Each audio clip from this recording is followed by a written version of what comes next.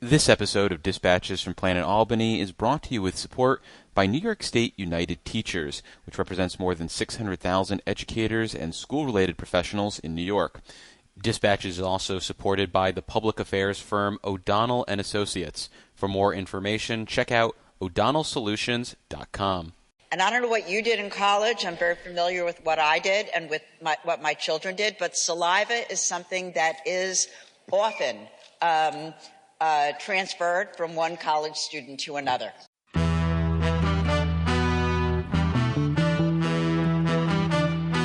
I've also declared war on potholes, so here's the first shot across the bow.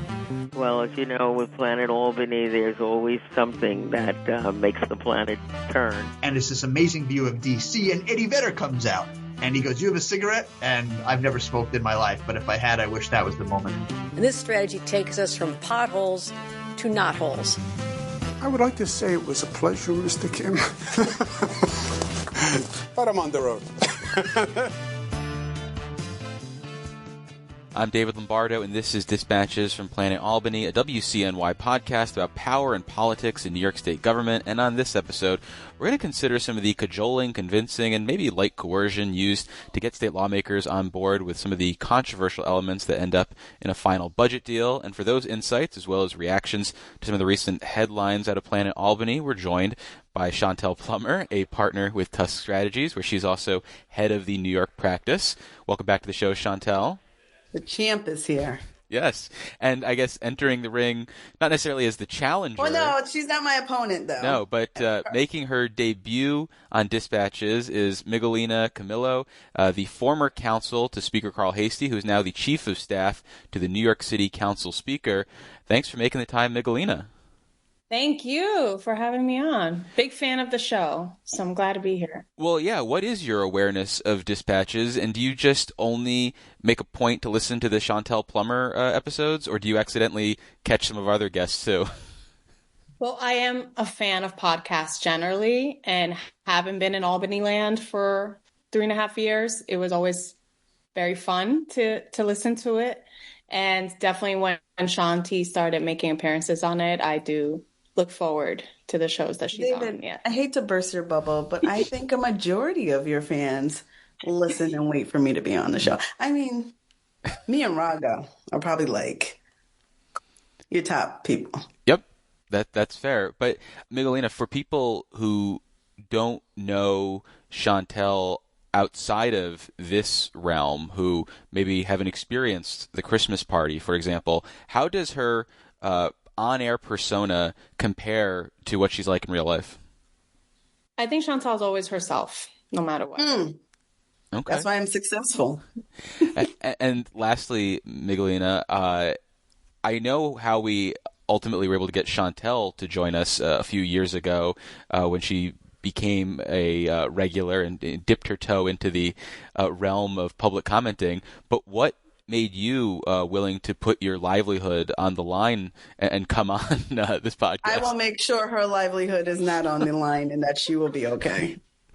Well, like I said, I am a fan of podcasts generally. I did want to come on to just have a little fun moment with Shanti. And I actually had thought about doing my own podcast, which I stopped those ideas with this new job that just started in January because of time constraints and all that. But I think I'm also hilarious. I told you in the email. So, if I could have an opportunity to make a joke or two. I also do memes. Maybe we'll get to that point where I'll share some memes. Shanti. Oh, my. Yeah, she does. I just want to tell you, I told you about this traumatic trip I took my nieces to see bullfighting, and I refused to send her a picture because she likes to do stickers. Yeah. And then she'll put them like there's a sticker of my face, like with my mouth open. Yeah, and she'll put it in text messages, like to emphasize a point. So do not send her any pictures. She's a sticker queen. Sticking with the lighthearted side of things, this week in the Assembly, there was a debate over legislation requiring a new vaccine requirement for college. And in the course of that debate, Assembly Health Committee Chair Amy Paulin had the following quote: saliva is something that is often transferred from one college student to another, and that definitely sure is. stood out to me. And I was curious, from your time, Miguelina or Shontell, was there anything that stood out to you during a floor debate as a WTF moment of, wait, they just said what on the floor? Is there anything that still resonates with you to this day? All I'll say is, wait, did you have something in mind that you both are like no. thinking about? Okay. We have some electeds that are very well known for like certain phrases. There's like a certain assembly member that likes to yell out the Congo, talk about the Congo. Oh, Phil Palmisano. Yeah. Yeah. Oh, come on. That's known in this crowd. You're speaking to the dispatches from Planet Albany crowd. Yeah. There are definitely those moments. And funny enough, what I'll say is that my office was right next to the chamber. And I was always annoyed that I would have a delay, like a 2-second delay on the video live stream. So I would miss a lot, right? Like there'll be a joke and I'll see it in a group chat or something, or I'll hear the laughter and I'll be like, what just happened? And I'll try to run over. But there were definitely incredible moments that happened in the years that I was there. You probably heard them too, so I won't repeat them. Oh, you two have spent more time on the floor than me. Shontell, anything that stands out to you? You know, in 2010 or 11, Bill Perkins was talking about a resolution. It was about the N.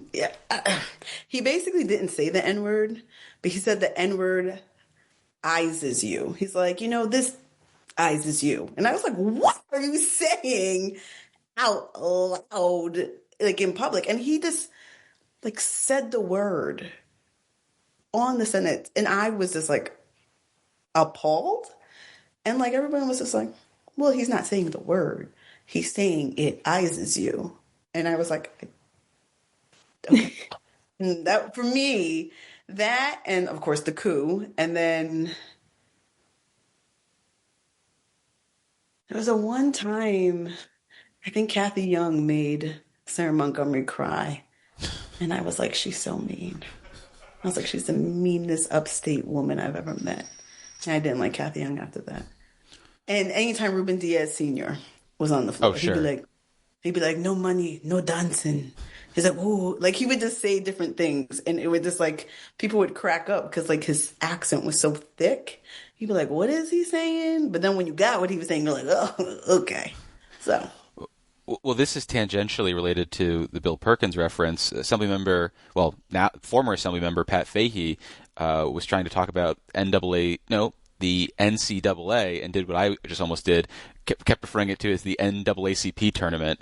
And I don't know if it's a Freudian slip or what, but I did remember that as something that stood out that I told her then about, and she had a bit of a panic about. But that's kind of in keeping with Assembly member Fahey. Would anyone like to comment on that? No. I really don't know her. I should she's actually, I think, my representative. And not Jake Ashby? No, I think it's Faye. Okay. I should actually say hello one day. Hello.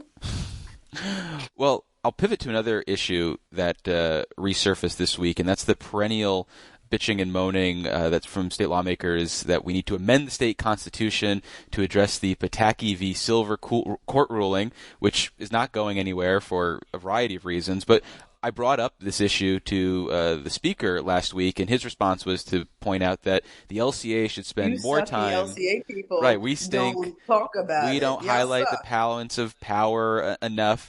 And I'm curious. You don't. Well, how much? Clearly, I guess the answer is it does live rent free in the minds of staffers. I mean, is this just amongst you guys, or does legislative leaders and central staff more broadly think about this case and its implications regularly? If you're a legislative staffer, especially if you're in counsel's office, Silver v. Pataki is something that, like, your first day you are reading, you have to learn about the parameters of Silver v. Pataki. As someone who's been there for a long time, some days I'm like, I'm with you, Speaker. Pass that constitutional amendment. Let the people do the budget. Now, as a outsider, I'm like, do I really want the legislature doing the budget? Like, do I really not want the governor to check some of this stuff? Like, do I not want, like... Do you want it to be like New York City? What? Oh, the difference in process in the city is just like Oh, yeah. unbelievable. It's incredible how different it is, but I think Silver v. Pataki, it's misunderstood, right? It's there. Mm-hmm. We staffers know it, but it's seen as a nuclear option. And I think our leaders, right, the three legs of the stool, always try to just stay on the same page and stay united. So it's very normal. You know, as you said, like this period of time, that's when like people are like, what about Silver v. Pataki? I'm like, yeah, what about it? Like it's April 23rd or March 36th, as we like to say. Like we're in this time and we got to get it moving. And this is when these antics will start. Yeah. I think the governor has an unprecedented power during budget, but then you know what? The legislature has unprecedented power. Like, let's talk about it. There have been times where the legislature had supermajorities in both houses. Maybe they couldn't have done it in the budget, but they could have passed difficult legislation to put the governor in a box. They could have override vetoes. Everyone has options. I'm behind on my CLEs, so I'm doing my CLEs right now. Everyone's burnt out. So, like, when you're burnt out, like, I took a screenshot. It's like you're pissy, you're irritable, you want to isolate, you don't like your job. The speaker's burnt out. The leader's burnt out. The staff is burnt out. Everyone's burnt out. When I'm burnt out, as my husband knows, I'll be like, I hate everybody. Take me off this list. Like, I hate everybody and I don't want to be around anybody. So that's how everyone's feeling right now. So it's the regular budget dance. But if the speaker is pissed after the budget, you know what he can do? Pass some crazy stuff and let the governor have to figure it out. If there's time. If there's time. There's time. There's always time. As a lobbyist, these MFers are passing stuff. And like, you think because there's only 3 weeks left in May, I can sleep?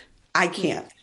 Because they're in their secret meetings, approving bills that haven't gone through committee, that have huge implications, people losing jobs, people's kids, there's just so many things that they're passing. And, you know, I think on the outside, you're like, yeah, budget's going to be 40, it'll be 40-something days, you know, it's going to be in May. And then you know what's going to happen? The next day, they're going to pass 100 bill active lists. And then my clients are crying and screaming. So, it's a gift and a curse, this late budget. You're talking about the Senate. Well, yeah, because, you know, man, I have a deep appreciation for the Assembly right now and the conscientiousness of Speaker Hasty. Conscientious objector. He's a good man, Savannah. He is a good man at these times. Governor Hochul has a plan to crack down on fraud and lower car insurance costs. But Assembly and Senate leaders oppose it, siding with trial lawyers against their constituents. If Albany is serious about affordability, prove it. Visit keepnewyorkaffordable.org. But what about the idea, though, that the legislature doesn't necessarily need to do a constitutional amendment? They could simply send up Article 7 bills that they risk being vetoed. Same thing with the appropriation bills. And it's just let's go to war. Let's do a real blow up of relationships that way. Yeah, but the governor controls the money that you need for your programs and your things. So yeah, okay, pass up some stupid Article 7 bills that's not going to do anything. Guess what? The town of Mobuktu won't get road money or whatever. She is the constructor of the budget. She is the conductor of the orchestra. And she could taketh away. So you could play that game, but then she, as we all know, will play it back. Honestly, I always thought it was more about just unfortunately the time frame, right? Like a session from January to June. My understanding is that this year they started discussing things earlier in January, as far as some of the goals, things that weren't even going to necessarily be a budget bill, but a program bill, right? Something else. She's talking about immigration.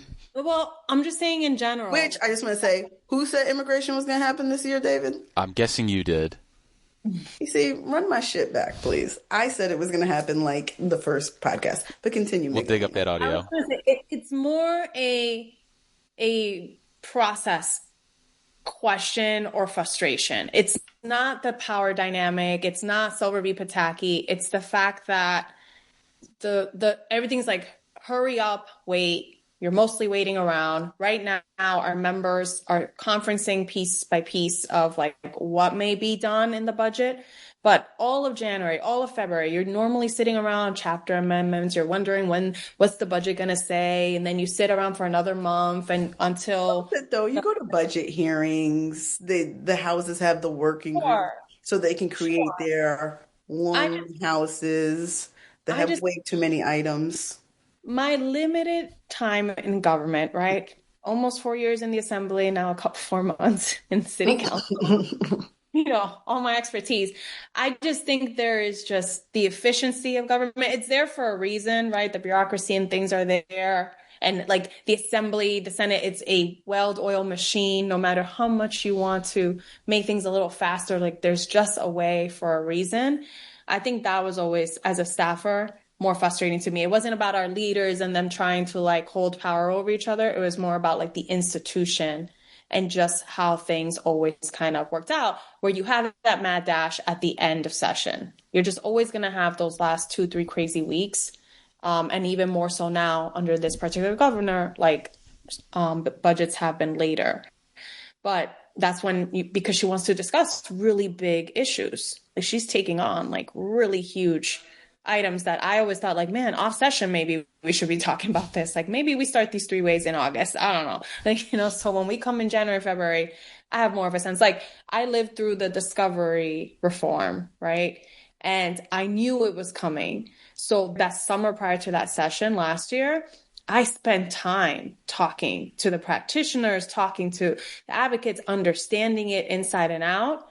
And that's why it was resolved in 2 or 3 days. Once we... What? I think you could give more time and you can do all of that stuff. People don't budge until they're tired and until time happens. Yeah. They're like, as someone who dealt with a budget that passed in, I think it was it June or July in 2010? It was like a really late under, like when we had the coup and all that stuff, it was a really late budget versus like budgets that are passed on the day. I won't say what party, but some parties come into 3 ways with like, this is our stance. This is what we're doing. We're not moving. It's not until like things start shaking and people start making concessions that things really move in negotiations. And that doesn't happen until later in the day. I don't think it matters how much time you start before. Because if my position is X and I'm not budging on X, which there are some people that don't budge until pretty late in the budget negotiations, it takes a little time, Miguelina. We all know who that is. Yeah, we do know who that is. And are y'all taking bets on when this budget will be due? Haven't you been doing that the last couple of shows? I haven't, but before, in a previous podcast, I think I made a comment like, I said like 6 weeks and someone gasped because they couldn't believe that like I was saying that because this is such an easy budget. Nothing's easy when you rocking with the queen that says, I don't care how late it is, I need X, Y, and Z. So I want to pivot then to the issue. Wait, just say Shontell. Shontell is always right. Thank you. You're welcome. Okay. The issue of actually getting lawmakers on board at the end of the day, because there is this idea of it's a member-driven body and, the leaders have to be responsive to their members, but they also have to have hard conversations with them about this is the best deal we're going to get, or we've been able to secure this as a result of giving on this. So I'm curious what your 2 experiences were on that type of issue, and have you been the ones having to play bad cop or good cop or I don't know, some sort of law enforcement to get people on board? I definitely saw in our conference in the assembly a lot of trust that had been built up over time, right, with Speaker Hastie. And it was very much the sense of, we know he's going to go in there and fight for us. So we have a bigger conference. We have definitely a few very loud, outspoken members. And they would always make their point and they can always be heard. But especially in the budget, it was very much like what can you get for us? And we understand this is what you can get for us. So that was always a big discussion. The one or two issues that were extra sensitive, like I remember my last year there, EPR kind of conversations, environmental conversations, those got very, very difficult. And it was a lot of, I don't know what to tell you, this can't happen, or we can't go that route. But I thought the speaker always handled it really well. And it was because he's shown up for members, time and time again. I think it's just knowing your votes. Like, I think you have to know, the goal is 32. Some would say 33 because you don't want someone to be the last vote for like something that's extremely controversial. So depending on how many members you have, you have about this much. So I think the leader would fight. And if there was something that she knew, like, okay, this whole block is a no. And if this block is more than 10, depending on what's her number, we're in danger because we're never going to rely on other people besides our conference to get us the votes. Sure. So I think she would be clear, like, I don't have the votes. I mean, if you don't have lemons, you can't make lemonade. So like I think her and the speaker were always clear, like, we don't have the votes.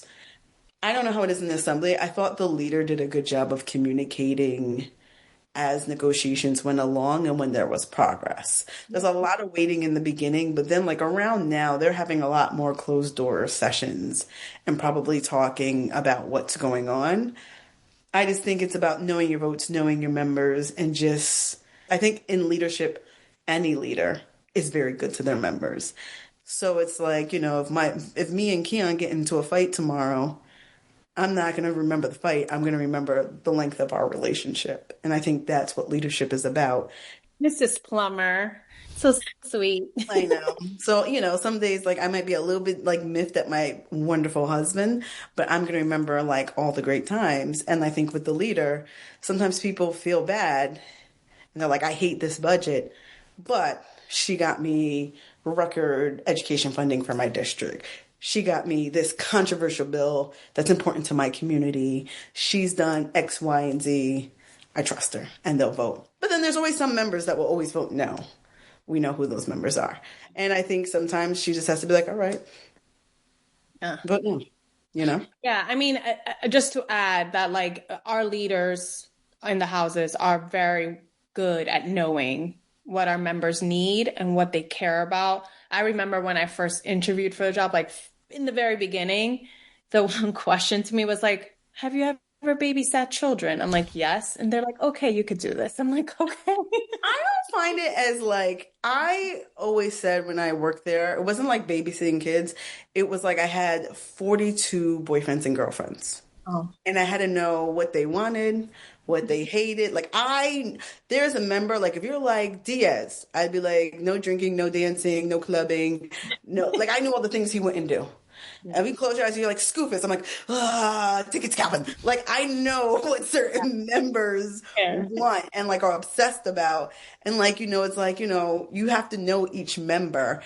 And then like, enforcer, like, I don't know. I thought it was pretty pleasant when I worked at the Senate. I thought I said yes to a lot of the members.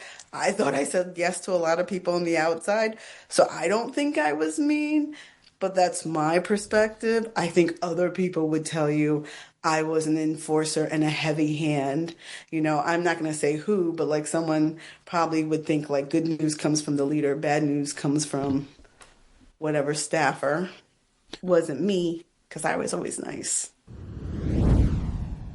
Fraud and lawsuit abuse are driving up car insurance costs for New Yorkers. Governor Hochul is proposing liability reforms to stop lawyers from gaming the system and help lower insurance prices. Florida made similar changes. Insurance costs are going down for most drivers, some up to 20%. But in Albany, Speaker Carl Heastie and Majority Leader Andrea Stewart-Cousins are still blocking reform. Why are they siding with the trial lawyer lobby against everyday New Yorkers? Visit keepnewyorkaffordable.org to learn more. Well, in addition to knowing... They don't tell you about my niceness, David, right? Yes. Okay. Yep. Just making sure. Yep.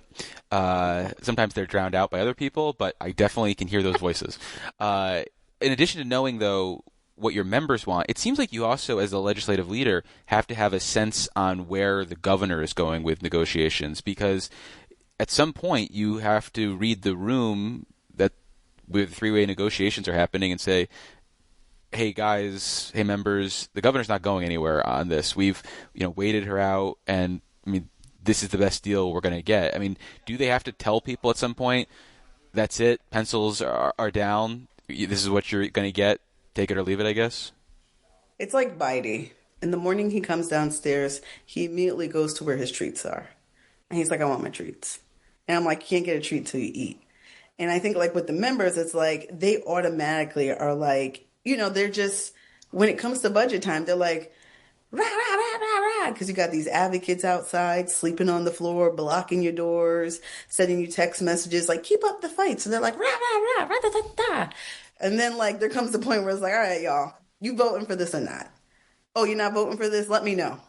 Because if you're not voting for this, there's a bunch of other things we won't be voting for then either. It's like, it's a game. And I think everyone's like, rat-ta-ta-ta, until it's like, all right, enough with the games. Come sit down and vote. And like, it's a dance. Like I learned this my first year. The governor's going to have their priorities. The leader is going to have her priorities. The speaker is going to have a priority. So it's a dance to make sure the governor gets her priorities. The leader has wins for her conference and the speaker. And they usually all have different interests. So it works out. Unless they're like cramming something down your throat. Yeah. After like your first or second budget with each other, you're like, all right, we all know what we're going to do. You're going to flip your hair. You're going to be you're going to raise your voice over there. Like everybody has the same role over and over again. And I would always call it mind games, because even the secretary's table, like leaders talk, but then we go to the table and we're like, all right, so who's going to say it and who's going to do this and who's going to do that? And that inside world of Albany, like, I think it took me a good, 2-3 years. And I remember asking people, I'm like, how many budgets do I have to do to really understand it? And people like, no, but some people be like, I'm on my 20th and I'm still learning, because there is not astute.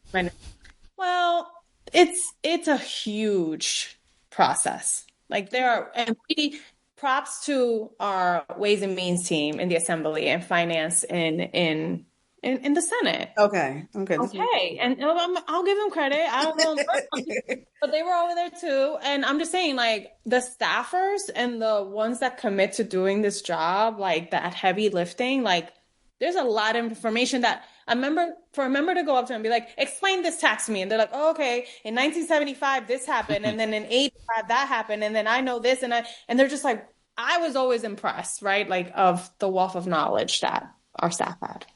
I think you learn so much. Like, you will learn a ridiculous amount of information in 6 weeks. Yeah. Well, and then after that, you'll never look at it again and won't even remember it. And you're like, huh? Like, you asked me something about the CLCPA. I don't know. I can't remember. I don't know. That's an Eric Katz question. That's an Eric Katz question. But he would have to look something. Well, I don't know. He's really super nice, so he probably would know it. But you gotta enjoy this. You said that to me the other day, Shontell. You're like, because you're a nerd. You're just like, and I'm like, and you didn't read the... No. There's different type of staffers. Every staffer has a different role. So in each house, there's the budget person. That's money. Then I think there's the pragmatic person. How do I help the leader come up with a deal? So right now, if there's an impasse on something, let's say auto insurance reform or I don't know, immigration, my job is okay, the governor's not doing this. We tried this and this. What I was best at was trying to figure out a compromise. What's the other thing that we can come at? What Eric Katz was that's the nerd. No offense, Eric, please. I don't mean it bad, but he loves getting referenced. Let me get my encyclopedia. And he's doing the deep research to tell me if the thing I'm thinking is possible. And then we're presenting to the leader multiple different iterations of something. Everyone has a role. Miguelina's a nerd. So I'm like, Miguelina, you want to be like Big Mama one day? You want to ball out? And she's like, I want to run a non-for-profit, which is a commendable thing. Very commendable. All right. So because you mentioned auto insurance, you mentioned immigration, I'm curious if any of the outstanding issues, like those two, like seeker, like CLCPA, or even the debate over buffer zones, Are any of those ones where you see them causing a deviation in that choreography that we talked about, or do they all sort of fit that same playbook, and ultimately there'll be a little bit of giving and taking and you get a deal? Or something like the buffer zones, I think that either just gets in or gets out. Does that seem like the way things will play out the rest of this year? I mean, the question is always like, is something going to drop, right? Because it'll be like, I have 10 priorities. There's 10 of them. I want 10. And you're like, okay, can you take 5? No, 10. So that was, in that world, they're always combined. And it's like, I believe they're all kind of intertwined with each other. The buffer one, I haven't heard as much about. Maybe you guys know more. I think anything the governor has publicly went around and did her little pony show on is happening. So like auto insurance, some type of something's happened. Cyber trial lawyers, you're going to have to concede on something. CLCPA, I can't imagine we get some type of delay or something whatever, she went and did a press release and was like, yep, Governor Hochul's fighting for you. It's happening because it's her budget. Yeah, and I think that's like one of those issues where they say to their members eventually, we got as much as we could, but she's going to need at least this on this issue so she can claim victory. And we watered it down as much as we could, but now grin and bear it so you can get the other 4 or 5 things that you're looking for in the budget. They should be happy. They tax the rich. They should be happy. I think they're still looking for you, Shontell. They haven't gotten there yet. I'm not rich. I'm not. You couldn't do Miguelina a solid and pony up a little bit more? What? Anyways, next question. I will say on immigration, I do feel and I understand she is very passionate about this. Okay, I do. I care, and you can't leave session without doing something, right? That was the feeling last year.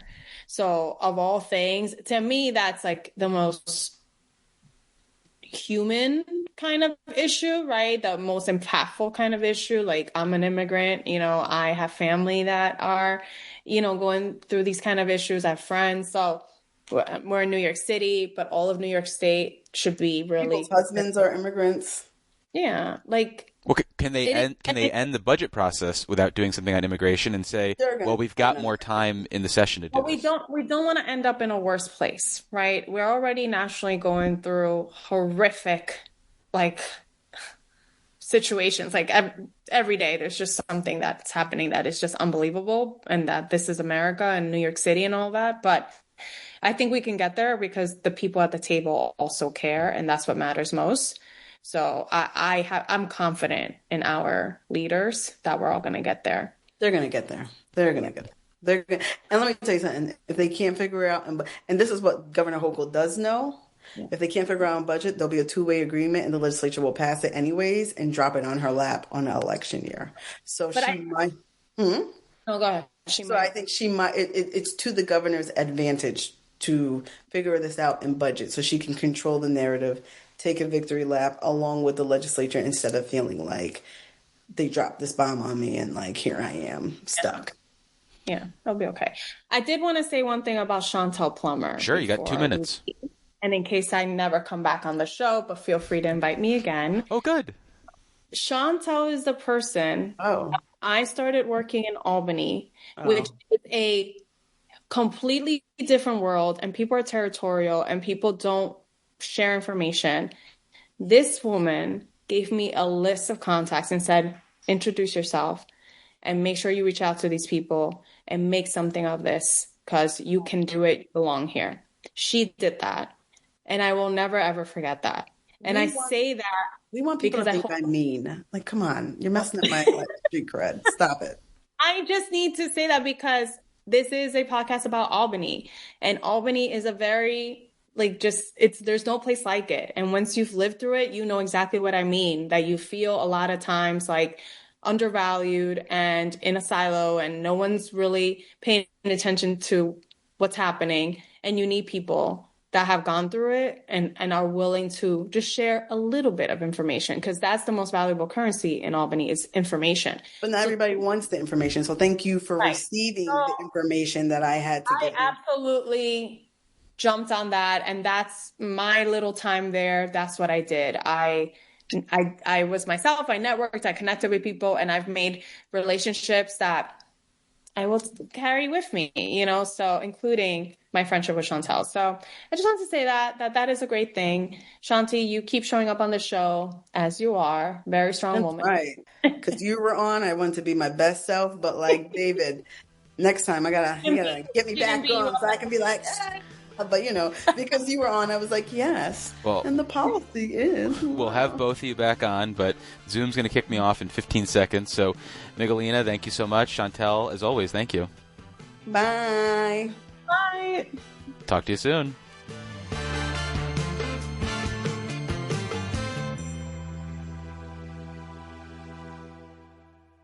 Didn't know where you're going with that, Madam Chair, but I'm glad that's the destination we went.